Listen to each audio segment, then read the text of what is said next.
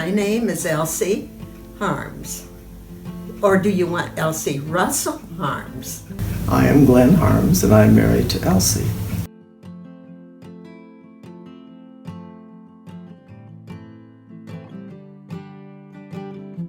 When you met Grandpa, was it love at first sight? Oh, I thought he was a neat guy. But love at first sight? No, I don't know that it was. You have love at first sight? No, I don't think you'd call it that. However, my nephew was in her class and had class pictures. And so I had come home from the U of I that year and was definitely interested in praying about a girlfriend. And I saw her picture and asked who she was. And he said, she's a new student this year. She just moved in from out of the district. A very attractive girl. But that was as far as it went at that time. So when I got to meet her, then I had a little bit of an introduction. I met him at church at a BYF meeting, but he first saw me at a ball game. I didn't know who he was, though. He was home from college. We met at church. Her friend went to that church, at the Baptist Church in Minot, and so brought Elsie along. And I attended the youth group, and that's where I first met her. We started dating in the spring of 50, so it's probably about 49. How old were you? I was a senior in high school. 17, 18, I don't know. I'd have to count them up on my fingers. There was a music contest going on in a town about 30 miles away. The schools participated in a county type concert, and every school the band would go over and some individual soloists.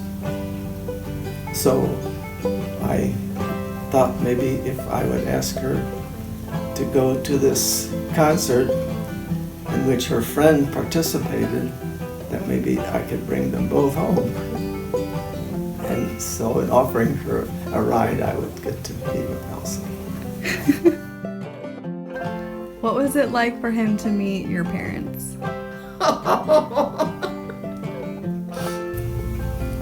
Well, the first time I met them was at this so-called date. First time he came to the house, Dad had been working in Kansas City then. But he was home, and when your grandpa got knocked on the door, Dad says, "Come in, son." I thought that would scare him away. But it didn't. But then I remember she said later he called all young guys that because he couldn't remember their first names. I do not remember his proposal, but obviously we got married. I don't remember the time of the occasion or how it was done. Really don't. We were married February 25th, 1951. I was 19 years old, almost. Actually, I wasn't 19 until June. It was on a Sunday, and when we marched down, when we got into the church, I wondered why the organ was in such a strange place. And it wasn't where it usually was. The organ had broken down, so they didn't, that was in the morning worship. So the people didn't know how they were going to have the wedding in that afternoon. They had to borrow the organ from the funeral parlor across the street. So that was rather unusual. So during the wedding, I thought it was placed in an unusual different place, but at least we had the music. And the organist was the wife of the bus driver that I had during high school. I thought a lot of this guy and had gone to their house sometimes just to talk. And so I asked her if she would be the organist, and she consented to do that. One thing that happened was usually if you go to leave in a car, the people find out where the car is and they soap it up and hang tin cans on it and all that stuff. So I was driving the milk truck at that time, and I would gas up at the gas station. I got to know the guy at the gas station really well, and so I thought, hey, could I leave the car in your garage across town where it's safe and locked up? And then after the wedding, my brother Ralph, my best man, could drive me over and get the car, which we did. So no one knew where the car was except myself and the gas station guy. I thought it was a pretty happy day. What is a characteristic you appreciate about Grandpa? Oh boy, that I most appreciate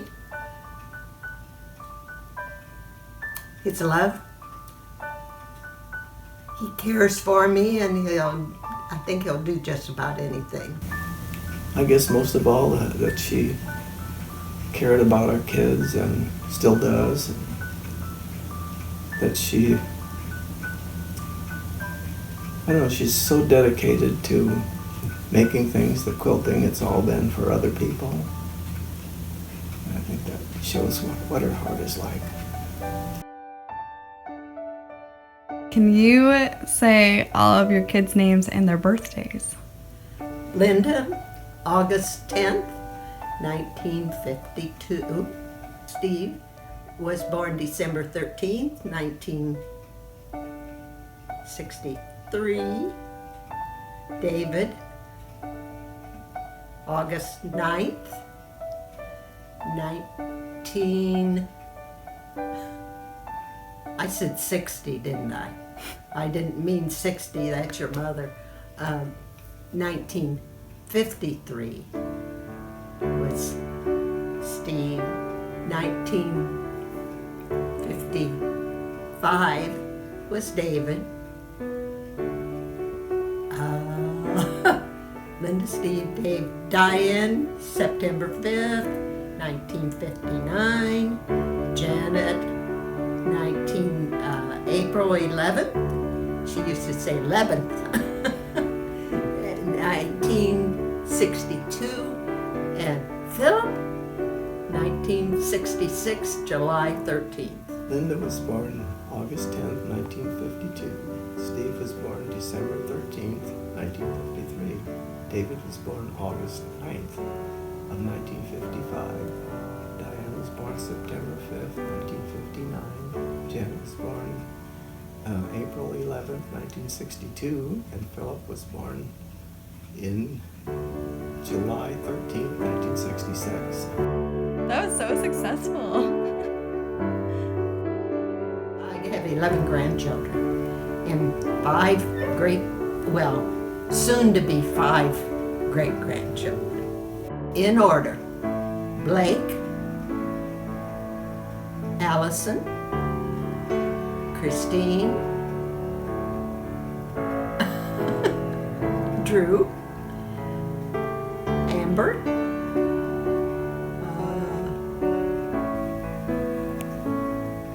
is it Randy? No, it isn't. It's a boy. Well, I don't have that many boys. Must He has be red hair. Andrew. Not Andrew. Good grief. John, Randy. Phil's kids are the last. To leave Beth is in there somewhere. She's about, I can't place her with John. I think John might be a little bit older than Beth. Teddy. This isn't right. Laura. No, Elizabeth and Laura. Yeah, that's enough. I guess the fact that the joy that our family has brought to us. I think that's, as I get older, that's the main thing that I have. I feel humble the Lord called me to serve as a pastor. That's got to be very important. But other than that, that's my family. I love them very much. They've accomplished a lot. They're all good people. They all like each other. So what more can I ask than that?